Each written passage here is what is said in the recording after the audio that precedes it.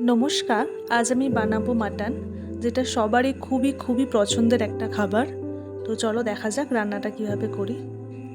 এর জন্য মাটনের মধ্যে টক দই, হলুদ গুঁড়ো, লঙ্কা গুঁড়ো আর সর্ষের তেল দিয়ে ভালোভাবে ম্যারিনেট করে 1 ঘন্টার মধ্যে রেস্টে রেখে দিতে হবে।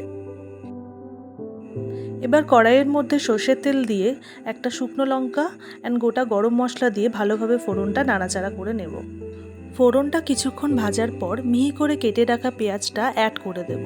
পেঁয়াজটা ভালোভাবে ভাজা হয়ে গেলে এর মধ্যে আদা, রসুন আর কাঁচা লঙ্কার পেস্টটা দিয়ে দেব। আদা রসুনের কাঁচা গন্ধটা চলে গেলে এর মধ্যে ম্যারিনেটেড মাটনটা অ্যাড করে ভালোভাবে কষিয়ে নেব।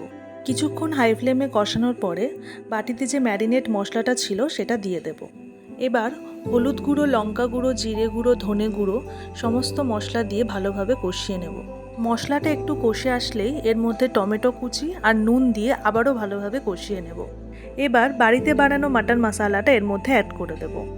এরপর লো ফ্লেমে ততক্ষণ রান্নাটা করব যতক্ষণ না মাংসটা সুসিদ্ধ হচ্ছে। মাংসটা সিদ্ধ হয়ে আসলেই এর মধ্যে গরম মশলা দিয়ে নামিয়ে পরিবেশন করে দেব।